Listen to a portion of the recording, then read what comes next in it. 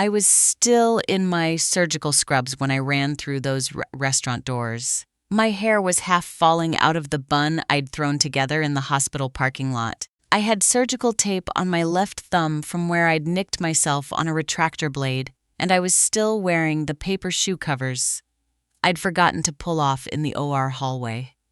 I remember the sound they made on the marble floor, this ridiculous crinkling, shuffling sound, like I was some kind of ghost haunting the wrong building at the wrong time, which, as it turned out, was exactly what I was.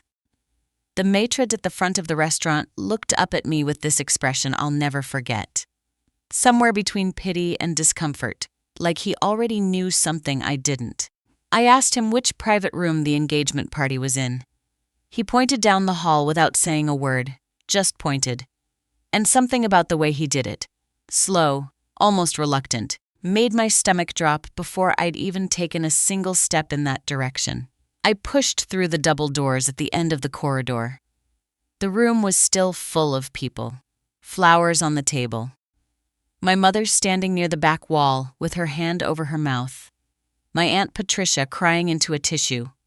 And there, at the front of the room, standing next to a man I had planned to spend the rest of my life with, was my younger sister Emma, in a white dress. She had a small bouquet of peonies in her hand, the exact flowers I had told her I wanted for my own wedding. And my fiancé Derek was down on one knee in front of her, holding the ring I had seen in the velvet box on his nightstand just 3 days earlier. The engagement announcement was already made. The champagne was already poured. My sister was already crying happy tears. That's when his mother, Patricia, walked straight up to me, looked me dead in the eyes, and smiled. Not a sympathetic smile. A smile like she'd been waiting for this moment for years. "You're too late, sweetheart," she said. "Get out of here." I turned toward the exit. My legs were moving on autopilot. The room was spinning. And then I saw something in the doorway that stopped me cold. But to understand what I saw and why it changed absolutely everything, you need to go back with me. Back to before any of this happened. Back to when my life made sense. My name is Dr. Natalie Brooks. I'm a pediatric surgeon at Mercy Children's Hospital in Columbus, Ohio. I grew up in a mid-sized suburb about 40 minutes outside the city. The kind of place where everybody knows your parents, and your parents know everybody's business. I was never the most popular girl in school. I was the one in the library during lunch. The one who cried when she got a B+ on a chemistry test. The one who decided at age 12 that she wanted to be a doctor after watching a documentary about open-heart surgery on a 9-year-old boy. Something about that image, a surgeon's hands holding a beating heart, keeping it going, never left me. I got into Ohio State on a full academic scholarship, 7 years of medical school and residency, mountains of student debt that I was still chipping away at, and a fellowship in pediatric surgery that nearly broke me in the best possible way. By the time I was 31, I had my own cases. Real ones. Kids who came in on gurneys and went home on their own 2 feet because of decisions I made. I'm not saying that to brag. I'm saying it because that work was the center of my entire identity. It was also, if I'm being honest, the thing that caused me more relationship problems than I could count. I met Derek Cole at a charity gala for the hospital foundation 3 years ago. He was tall, clean-cut, and had this easy, unforced confidence that I found immediately attractive. He worked in commercial real estate, not flashy, not a show-off, just solid and steady. He brought me a glass of sparkling water without being asked because he'd noticed I was the only one at the table not drinking. That was it. That was the moment I thought, this one's different. We dated for 8 months before he asked me to move in. We split everything down the middle. Rent on his 2-bedroom condo in the short north. Groceries. Utilities. I liked that. I'd dated men before who got weird about my salary, who made passive-aggressive comments when I paid for dinner, or got awkward when I mentioned my 401k. Derek never did any of that. He seemed genuinely proud of what I did. He'd introduce me at parties as my girlfriend, the surgeon, with this real warmth in his voice. Not the performative kind. His mother, Patricia, was another story from day one. Patricia Cole was 62 years old and had spent the last 30 of those years deciding that no woman would ever be good enough for her only son. She was a retired school administrator from Westerville who drove a Buick SUV with a Jesus fish on the back and had opinions about everything. My work schedule, my apartment decor, the fact that I didn't attend church, the fact that I sometimes worked weekends. The very first time I had dinner at her house, she looked at my hands across the table and said, "A woman with hands like that will never make a proper home." I laughed because I thought she was joking. She was not joking. Derek always brushed it off. "She's just old-fashioned," he'd say. "She does it to everyone." But I noticed she didn't do it to Emma. Emma Park was my younger sister by 4 years. We had been close growing up, but something shifted when I got into medical school. She started comparing our lives, our achievements, our parents' attention. She was funny and warm and could make anyone feel like the most interesting person in the room. She worked as a marketing director for a tech startup downtown. She was also, I should say, objectively beautiful. The kind of effortless, high-cheekboned beautiful that made people do double takes. I'd always been happy for her. I genuinely had. She deserved good things, and I told her that constantly. Emma and Derek had met through me, obviously. The three of us had hung out together dozens of times. Dinners, weekend trips, the occasional Bengals game. I never once thought anything of it. Looking back, I can identify the moments I missed. The way she'd touch his arm when she laughed. The way he'd find excuses to text her about checking in on Natalie when I was on a long shift. The way Patricia would light up whenever Emma came around, calling her such a grounded girl and so warm and present, as opposed to me.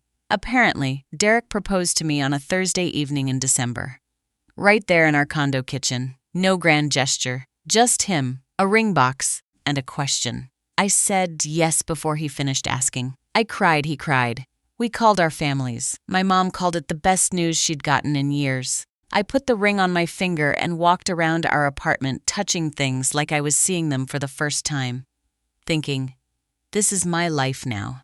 This is real and good and mine. We set the date for the engagement party in October. A small gathering at a private room in a restaurant downtown. Just close family and a few friends, followed by planning the wedding for the following spring. It was exactly what I wanted. Simple, meaningful, no fuss. I'd seen enough of my colleagues burn out planning elaborate events while their relationships quietly collapsed around them. I wanted the marriage, not the spectacle. Emma was my maid of honor. She helped me pick out my engagement party dress, a simple ivory sheath that I bought for $240 at a boutique in Dublin. She sat with me through the alterations appointment. She organized a small bachelorette dinner at a wine bar in the short north. She listened to me go on about venue deposits and guest list politics for months. She was perfect. She was present. She was my sister. I should have known that's exactly the kind of woman who can walk into a space you've left empty and fill it completely. The week before our engagement party, I was assigned a case that I almost handed off to a colleague, a 6-year-old girl named Marisol. I'll never forget that name. She'd come in with what her parents thought was a stomach bug. It was not a stomach bug. It was a ruptured appendix with early-stage peritonitis. And if we waited another 12 hours, we were looking at sepsis. I reviewed her scans at 11 at night and felt that familiar cold clarity settle over me. This child needed surgery, and she needed it soon. I scheduled her for early the morning of my engagement party. I told Derek. He paused on the other end of the phone and then said, "Okay, just make sure you're done by noon." The party was at 2. I had 2 full hours of buffer. It was fine. It was completely fine. I should have heard something in that pause. That small, quiet pause before, okay. The morning of October 14th, I was in the OR at 6:45 a.m. The surgery went well for the first 2 hours. Then Marisol's blood pressure dropped. Then we found the secondary perforation we hadn't seen on the imaging. Then the attending anesthesiologist called a complication that required us to stop, stabilize, and restart. By the time I closed, it was 12:40 in the afternoon. I pulled off my gloves, looked at the clock on the OR wall, and felt my heart slam against my ribs. I called Derek from the scrub room. It rang 4 times and went to voicemail. I called again. Voicemail. I texted. Surgery ran long. Emergency. I'm leaving the hospital right now. Please wait for me. I love you. I will be there. I grabbed my bag from my locker, still in my scrubs, still with the paper shoe covers on my feet, and I ran. The drive to the restaurant took 45 minutes in midday traffic. I parked in a no-parking zone and left my hazards on. I ran through those double doors at 1:58 p.m., 2 minutes before the party was supposed to start, except it wasn't starting. Because, as I would learn from my own mother, trembling in that hallway, Derek had moved the party up by 30 minutes at Patricia's suggestion. Because the restaurant had another booking, my mother told me, her voice breaking. That's what Patricia told everyone. The party had started at 1:30. The engagement had been announced at 1:47, and Emma had been standing there the whole time. I stood in the middle of that restaurant hallway, with the chandeliers buzzing above me and the sound of people murmuring, and someone, I still don't know who, actually laughing softly in a corner.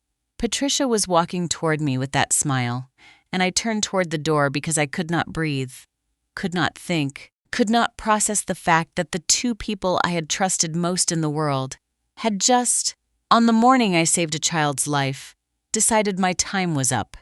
That's when I saw him standing in the doorway. He was wearing a suit I didn't recognize. He had a manila envelope in his hand, and the look on his face wasn't surprise or awkwardness or the guilty flinch of someone who'd stumbled into the wrong moment. He was looking directly at me with an expression that could only be described as, "I've been waiting for you." His name was Detective Ray Okafor, and I had never met him before in my life. He stepped through the doorway with the kind of calm that belongs to people who've walked into difficult rooms for a living. Late 40s, broad-shouldered, with reading glasses folded in his breast pocket and a blue tie that had seen better days. The manila envelope in his hand was thick, the kind of thick that means someone did a lot of work before they showed up somewhere. "Dr. Natalie Brooks," he said. I blinked. My mouth was completely dry. Behind me, I could hear Patricia still saying something, but her voice had gone fuzzy and distant, like a TV in another room. "Yes," I managed. "That's me. I'm Detective Ray Okafor with the Franklin County Financial Crimes Unit," he said. "I've been trying to reach you for 3 days. I left 2 voicemails at Mercy Children's Hospital." He glanced past me toward the room I'd just stumbled out of. His expression didn't change, but something moved behind his eyes. "I'm going to need you to step outside with me for a few minutes." Patricia's voice cut through. She was just leaving. She appeared at my elbow like she'd materialized out of the floor. That same smile fixed on her face, but her eyes were different now. Sharper, calculating. "This is a private family event, and she is not family." Detective Okafor looked at Patricia the way you look at a stop sign when you're already planning to go through it, politely, and then past it. "Ma'am," he said, "I wasn't talking to you." He held the door open. I walked through it. We stood in the corridor, just outside the private room, the marble floor stretching away in both directions, the chandeliers still glowing their indifferent hum above us. My paper shoe covers were still on my feet. I looked down at them and had this bizarre, disconnected thought. I should really take those off. And then Detective Okafor opened the manila envelope, and I forgot about my feet entirely. "Dr. Brooks," he said, pulling out a stack of documents. "How much do you know about Derek Cole's financial history?" I shook my head slowly. "He's in commercial real estate. He does well. We split everything on the condo. Rent, utilities. I didn't dig into his finances because it never seemed necessary. Did you know he was named as a defendant in a civil fraud suit in Delaware County 2 years ago?" I stared at him. "No. Did you know he has a judgment against him for $214,000 from a failed real estate partnership in 2021? My legs went cold. No. Detective Okafor laid the papers out with the practiced efficiency of someone who had done this many times. There were court filings, there were bank records, there was a name I didn't recognize. a business entity called Cole and Brooks Ventures LLC. And when I saw the second name on those formation documents, the room tilted. Brooks. As in Emma Brooks. Cole and Brooks Ventures was registered 14 months ago, Detective Okafor said. Primarily capitalized through a series of wire transfers from a joint account that Mr. Cole opened in October of last year. He paused. Dr. Brooks, did you co-sign any bank accounts with Derek Cole? I opened my mouth, closed it. There had been a form, a thick stack of papers at a bank branch in Worthington 8 months ago on a Saturday morning. Derek had said it was refinancing paperwork on the condo. He'd had a pen in my hand before I'd finished reading the first page, and I'd been exhausted from a 40-hour stretch at the hospital, and I had trusted him. I had trusted him completely. I think I did, I whispered. Detective Okafor nodded slowly, like he'd been expecting that answer. The account was used as a funding vehicle for Cole and Brooks Ventures. Over 9 months, approximately $187,000 moved through it. Your name is on the account, Dr. Brooks, which is why we've been trying to reach you, to determine whether you were a participant or a victim. I gripped the wall behind me. $187,000. I thought about every extra shift I'd taken, every weekend I'd stayed late, every vacation I'd skipped. I had been building a life. I had been so busy building it that I hadn't noticed someone else had been quietly taking it apart. Victim, I said. My voice was very flat. Definitely a victim. That's what I suspected, he said. I'm going to need your formal statement. But first, and I apologize for the timing, I understand this is a difficult situation. I need you to know that Mr. Cole and Miss Brooks were scheduled to be served with civil subpoenas today. That's why I'm here. I've been coordinating with the restaurant to execute service. I looked back at the double doors. Derek was in there. Emma was in there. Patricia was in there gloating, and they were all about to be served. I straightened up. I peeled the paper shoe covers off my feet one at a time and dropped them in a trash can by the water fountain. I smoothed my scrub top. I took one long breath, and then I said, Detective Okafor, may I walk back in there with you? He considered me for a moment. You can stand in the doorway, he said. But don't say anything until I'm done. I nodded. That was fine. I didn't need to say a word. We went back through the double doors together. The room went quiet the second we walked in. Not the polite, settling kind of quiet. The cold, held breath kind. My mother saw my face and her hand dropped from her mouth. My Aunt Patricia stopped mid-dab with her tissue. Derek, who had been standing near the head table with Emma's hand in his, looked up and saw Detective Okafor's badge on his belt, and the color drained out of his face so fast it was almost medically interesting. Emma saw it too.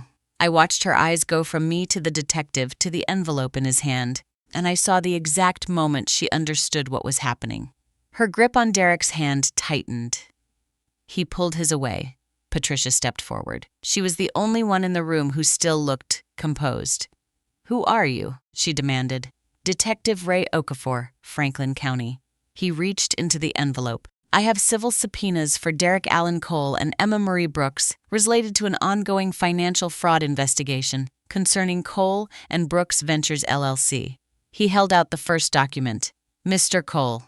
Derek didn't move. He was looking at me. His expression had collapsed into something I'd never seen on his face before. Not guilt exactly. More like the look of a man who had calculated his risks very carefully and had just discovered he'd gotten the math wrong. You need to take this, Mr. Cole, Detective Okafor said pleasantly. Derek took the subpoena. His hand was shaking. Detective Okafor turned. Ms. Brooks. Emma looked like someone had pulled the floor out from under her. She was still wearing the white dress. She was still holding my peonies.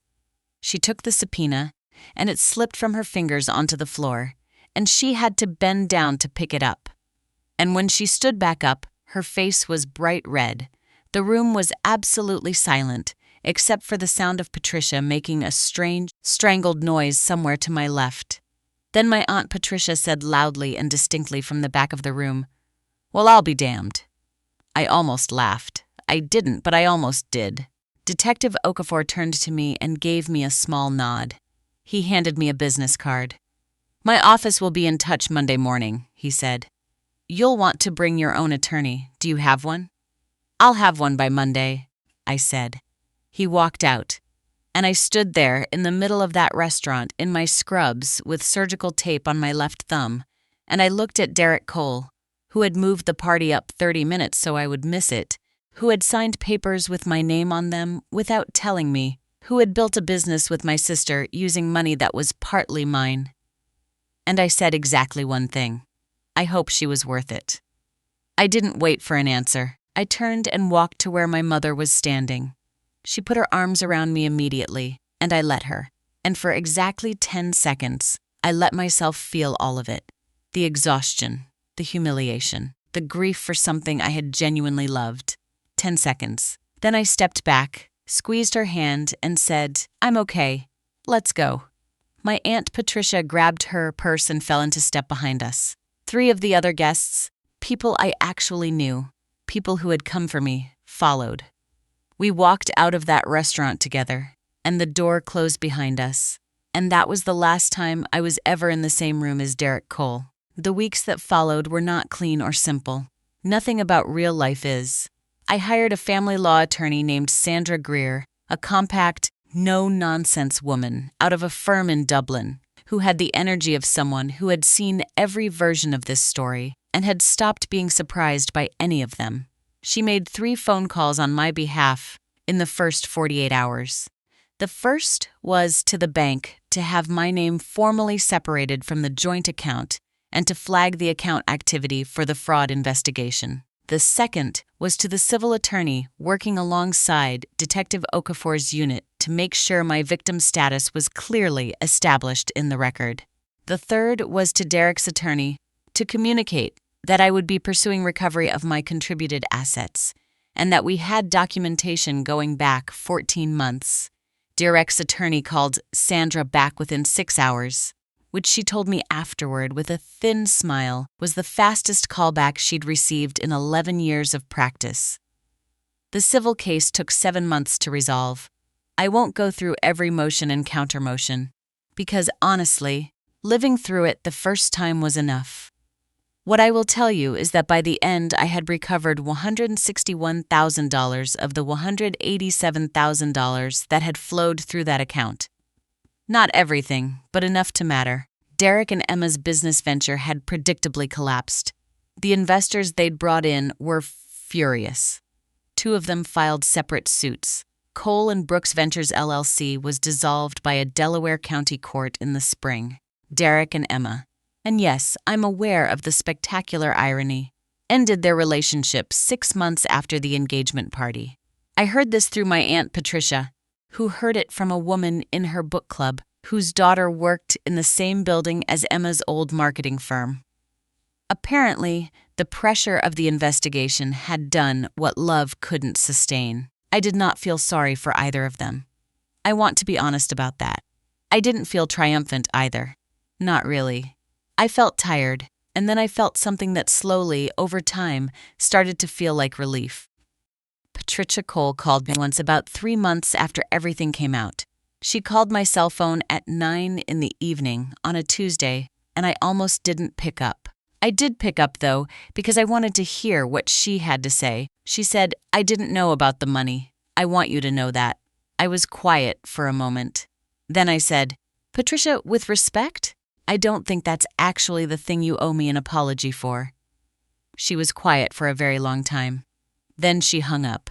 I put my phone face down on my kitchen counter and made myself a cup of tea and watched the steam rise and thought about all the things I could have said to her over the years and didn't. I decided the silence was better. Marisol went home from the hospital 11 days after her surgery. I was there when her parents wheeled her out. She was wearing a purple sweatshirt with a dinosaur on it, and she had a sticker on her cheek that one of the nurses had given her. Her father shook my hand with both of his hands and couldn't get through a full sentence. Her mother just looked at me and said, Thank you for staying. She meant for staying in the operating room. But standing there in that hallway in the building where I'd spent that entire impossible day, I thought about all the ways those words applied. Thank you for staying. I stayed. I kept working. I kept showing up at Mercy Children's Hospital at 6:45 in the morning. I kept making decisions that were sometimes wrong and sometimes right, and always real, because that's what the job is. I moved out of the Short North condo. Derek kept it, which was fine. I never wanted to look at that kitchen again. I found a 2-bedroom apartment in German Village with high ceilings and a good parking situation and a landlord who fixed things when they broke. I got a dog, a 3-year-old beagle mix named Biscuit who destroys throw pillows and is absolutely worth it. I don't have a grand conclusion about love or trust or what it means to be betrayed by people you chose on purpose. What I have is this. I saved a child's life on the worst morning of my life, and I would make that same decision again without hesitation. And that fact tells me everything I need to know about who I actually am. I used to worry that my work made me unavailable, that I was too much of a surgeon to be enough of a person. Derek certainly implied that in his way. Patricia said it directly. Even Emma once, after too much wine at a dinner I'd had to arrive 40 minutes late said, "Natalie, sometimes it feels like the hospital is your real relationship." Maybe she was right. Maybe that's not the tragedy I used to think it was. Because the morning of October 14th, when everything fell apart, I was exactly where I was supposed to be. My hands were doing exactly what they were built to do. And a little girl in a purple dinosaur sweatshirt got to go home to her family. 6 months after everything was finalized, I received a letter from Emma. It was thick, handwritten, and felt heavy in a way paper shouldn't. I almost threw it away without opening it, but I didn't. I sat down at my kitchen table with a cup of coffee and I read it. She said she was sorry. She said she never planned it. She said it started as a conversation about Derek's financial stress, about how he felt I was never home, about how he needed someone who could actually be present. She said she thought she was helping, and then one night she stopped thinking about it and just started wanting. She said she knew she had lost me forever, and she hoped that someday I would understand that she had lost herself too. I read the letter twice. Then I folded it and put it in the bottom drawer of my desk. I didn't throw it away, but I didn't answer it either. Some doors don't need to be slammed shut. They just need to stay closed. Derek tried to call me twice, once from a blocked number, once from his mother's house. I didn't answer either time. Sandra said he wanted to negotiate a reduced settlement on the remaining funds. I told her to handle it through proper channels and that I had nothing else to say to him directly. The funny thing is, I didn't hate him. Not in the consuming way I thought I would. What I felt was more like a slow, settling disappointment. Not in his betrayal, because that at least had been active, energetic, something I could recognize. The disappointment was in the version of him I had invented, the man I had built inside my own head who never actually existed. I had loved that man for years, and when I found out he wasn't real, I didn't hate the man who replaced him. I just missed the fiction. 3 months after everything settled, I got a call from a nurse on Marisol's floor. Her mom had brought her in for a follow-up, and Marisol had asked if she could see the doctor who fixed her. I was between surgeries, so I went down to the pediatric wing. Marisol was sitting on the exam table with her purple dinosaur sweatshirt on, holding a piece of paper she'd colored. It was a picture of a woman in blue scrubs with a red heart on her chest. Underneath, in wobbly 6-year-old handwriting, it said, "Thank you for saving me." I kept that drawing on my refrigerator for months. On days when I felt lonely or tired or started to wonder if maybe I'd made a terrible mistake by choosing a life that other people found inconvenient, I would stand in my kitchen and look at that scribbled heart and remember that I hadn't chosen inconvenience. I had chosen meaning. And sometimes meaning costs more than you expect to pay. I still think about that afternoon in the restaurant sometimes. Not with regret, with something closer to gratitude. Because if I had walked in on time, if I had been there at 1:30 in my beautiful dress with my hair perfectly arranged, I would have gotten engaged to a man who had been lying to me for over a year. I would have co-signed more loans attached my name to more businesses, built a future on a foundation that was already rotten. Instead, I showed up 3 hours late in paper shoe covers with surgical tape on my thumb, and I got the truth delivered to me by a stranger in a manila envelope. The truth saved me more than any engagement ever could have. Today, I'm 34 years old. I'm still a pediatric surgeon at Mercy Children's Hospital. I still work weekends. I still miss dinners. I still come home exhausted and fall asleep on the couch with my dog curled up beside me. I still get called unavailable by people who don't understand that availability isn't about proximity. It's about showing up when it matters. I've started dating again.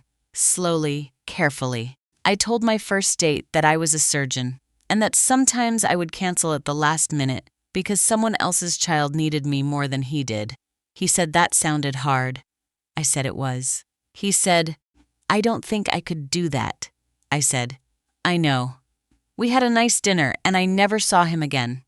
And I was fine with that, because I've learned something important. The people who belong in your life don't require you to shrink so they can feel big. They don't ask you to be less of what you are so they can be more comfortable. They don't take your name and put it on papers you didn't read while you're busy saving someone else's child. The people who belong in your life just show up. They stay late. They bring you coffee. They understand that sometimes love looks like a voicemail you didn't have time to return, or a text sent from a hospital break room at 3 a.m., or a partner who says, "Go save her. I'll hold the door." I haven't found that person yet. Maybe I will. Maybe I won't. But I know what it doesn't look like now. And that knowledge is worth more than any engagement ring I could have worn. My mother asked me once, about a year after everything fell apart, whether I regretted becoming a surgeon, whether I thought my career had cost me too much.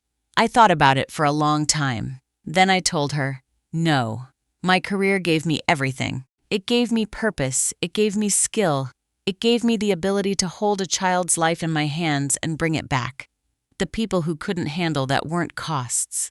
They were warnings. She didn't argue. She just nodded and squeezed my hand. My mother had always understood more than I gave her credit for. I still get thank you letters from Marisol's parents, birthday cards, holiday photos, a picture of her in a purple dinosaur sweatshirt. Every year, getting bigger, getting taller, living a life that almost wasn't. And every time I see one, I think about the paper shoe covers on the marble floor. I think about Patricia's smile. I think about Emma's white dress and my peonies. I think about the manila envelope and the man who was holding it. And I think about the moment I walked out of that restaurant, not running away from something, but walking towards something I hadn't yet named. A future that was mine to build on my own terms. A life that didn't require me to apologize for the work that made me whole. Sometimes the worst day of your life becomes the one you're most grateful for. Not because the pain was good, but because it was honest. It broke open a door you didn't even know was locked. If you're watching this and you've ever been told you were too much, too busy, too focused, too hard to love, I want you to hear me. You are not too much.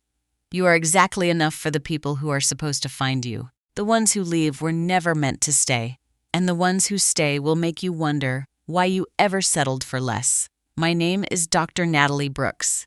I'm a pediatric surgeon. I was 3 hours late to my own engagement party because I saved a 6-year-old girl's life, and I would do it again. Every time. Without hesitation. That is not a failure. That is a choice, and it is the only one that matters.